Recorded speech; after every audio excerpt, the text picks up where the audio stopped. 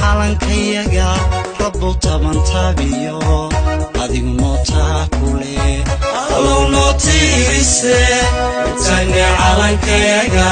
rabbow taban taabiyo adigu noo taakule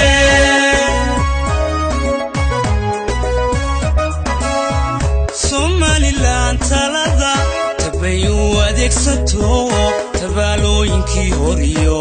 tusi waa lagaga baxay Somaliland talada tabayu adeegsato tabaalooyinkii horiyo tusi waa lagaga baxay allow noo tiirise taagne calankayaga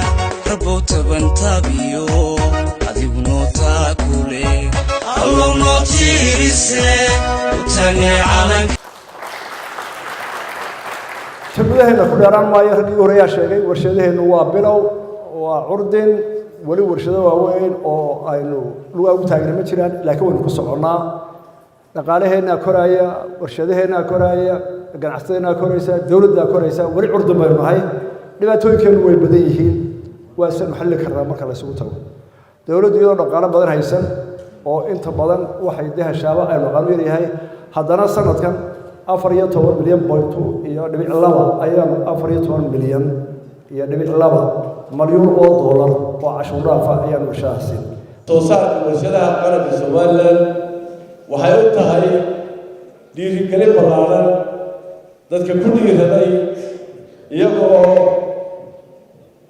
aan haysan garab ama maaran ha noqoto ama dhinac kale ha noqoto aan garab haysan dhaqaale oo kale wixii resource-kii iyagoo ay heleen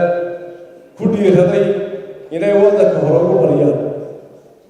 inaad kala soo qayb gasho waa dhiirigelin weyn aad iyo aad baana lagugu mahadnaqayaa. I'm so happy to have this occasion to meet respected audiences on local industry, representative of our peoples, neighbors,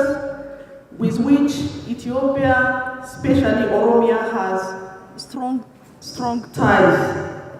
warshaduhu waxa ay door muhiim ah ka ciyaaraan dhaqaalaha waddanka waxaana aad iyo aad waana la xallin karnaa waana lafdhabarta horumarka waddanka Soomaaliland maanta waxay u tallaabsatay jiha horumarineed aad iyo aad buu loogu mahadsanyahay madaxweyne Soomaaliya oo arrinkaas aad u dardargeliyey taas waxay na tusaysaa dhaqaalihii waxyaabihii laga keenayay dibadda in ay yarayn doonto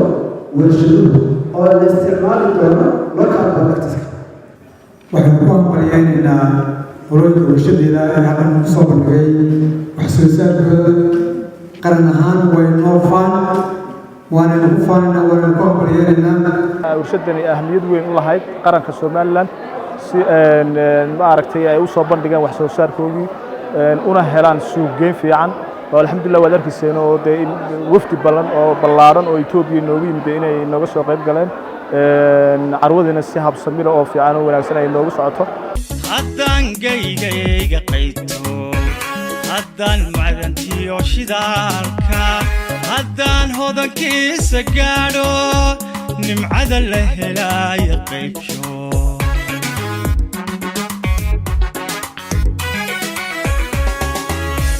haddaan geerida tariibta